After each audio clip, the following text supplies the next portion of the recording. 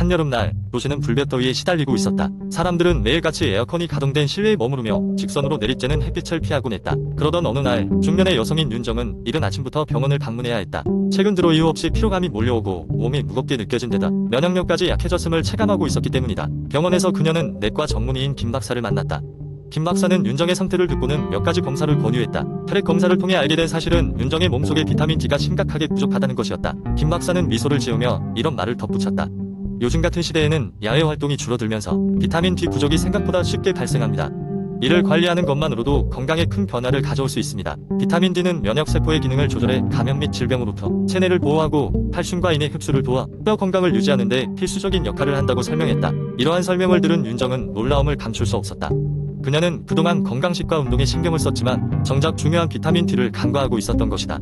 김 박사는 윤정에게 비타민 D 보충제를 복용하길 권장하며 어떻게 하면 자연스럽게 비타민 D 수치를 회복할 수 있는지에 대한 가이드를 제시했다. 첫째, 매일 아침 10시에서 11시 사이에 햇빛을 15분 정도 쬐는 것이 중요했다. 둘째, 비타민 D가 풍부한 식품 연어, 계란, 버섯 등을 섭취하는 것도 방법이었다. 셋째, 특히 겨울철엔 아침 산책을 통한 일광욕이 필수적이었다. 병원을 다녀온 후 윤정은 새롭게 생활 습관을 바꾸기로 결심했다. 매일 아침 일찍 공원을 산책하며 일광욕을 즐기고 식탁에는 연어와 함께 신선한 과일을 올려놓았다. 그녀의 노력은 점차 결실을 맺었다.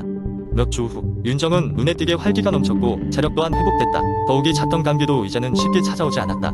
몇 달 뒤 윤정은 김 박사를 다시 찾아갔을 때 박사는 그녀의 건강 상태가 크게 개선되었음을 축하하며 말했다. 작은 노력이 불러온 큰 변화입니다.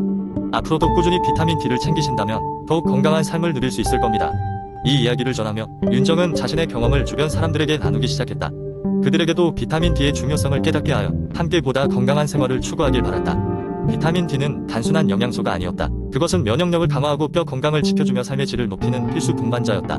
두 번째 이야기. 날씨가 점점 쌀쌀해지고 밤이 길어질수록 사람들은 따뜻한 이불 속에서 포근한 잠을 더 소망하게 된다. 하지만 불면증으로 고생하는 사람들에게 잠은 쉽사리 찾아오지 않는 마냥 꿈같은 존재다. 숙면을 취하는 것은 단순히 든든하게 잠드는 것 이상의 의미를 가진다.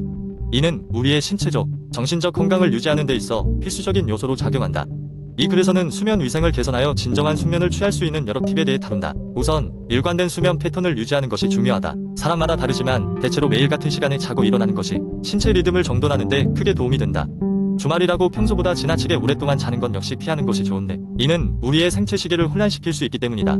침실 환경 또한 숙면을 취하는 데 중요한 역할을 한다. 침실은 가능한 한 어둡고 조용하게 유지하되 환기에도 신경 써야 한다. 자연광을 차단하기 위해 블라인드를 설치하거나 백색 소음을 활용하여 외부 소음을 상쇄하는 것도 좋은 방법이다. 온도 역시 너무 덥거나 차갑지 않도록 적당히 유지하고 침대와 베개의 상태를 정기적으로 점검해서 몸을 잘 지탱할 수 있도록 해야 한다. 잠들기 전에는 스트레스를 유발할 수 있는 활동은 피하려고 노력해야 한다.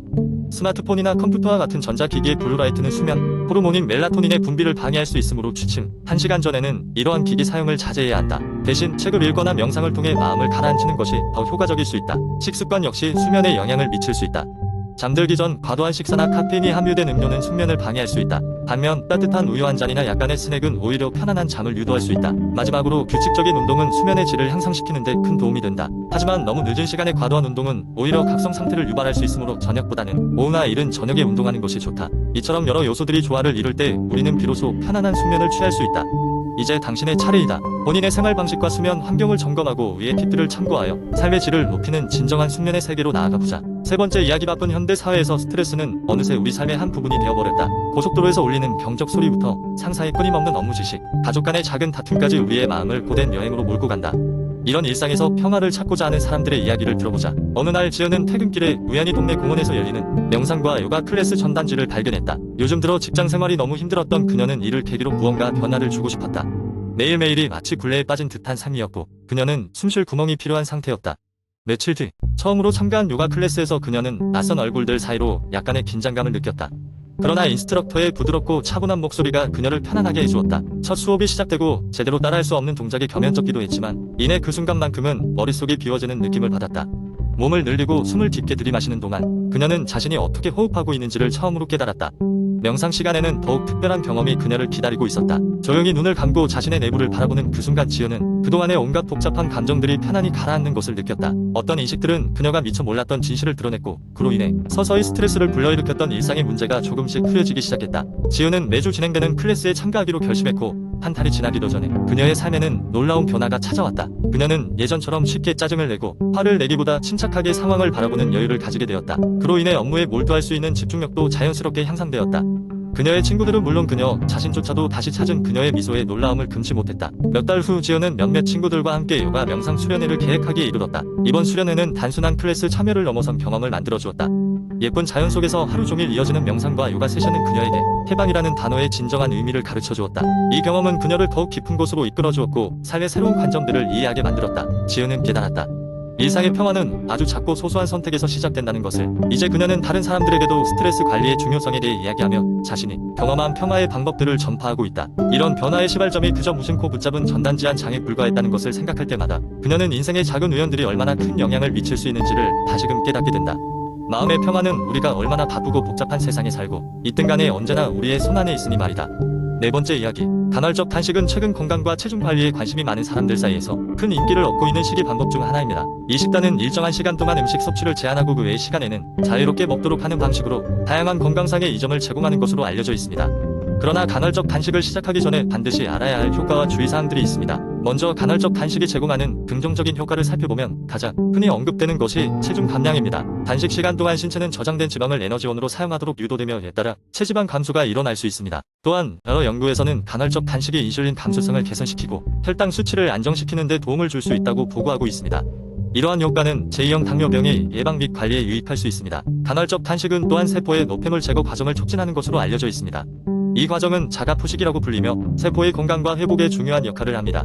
자가포식을 통해 오래된 또는 손상된 세포 구성 요소가 분해 및 제거되어 새로운 세포 구성 요소로 대체됩니다.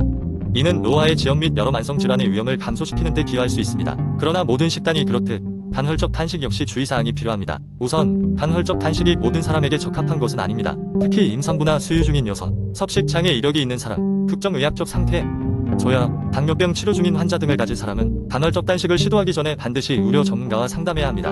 또한 단식 시간을 설정할 때는 자신의 생활 패턴과 에너지 요구량을 고려해야 합니다. 지나치게 긴 단식 시간은 에너지 부족을 초래하여 피로, 집중력 감소, 불안정한 기분 등을 유발할 수 있습니다. 따라서 처음에는 짧은 단식 시간으로 시작해 점진적으로 늘려가는 것이 좋습니다. 더불어 간헐적 단식을 할 때는 다량의 수분 섭취가 필수적입니다. 이는 탈수 및 전해질 불균형을 예방하는 데 도움이 됩니다. 단식 중에는 물, 허브차, 전해질을 포함한 음료 등을 섭취해 수분을 충분히 보충해야 합니다.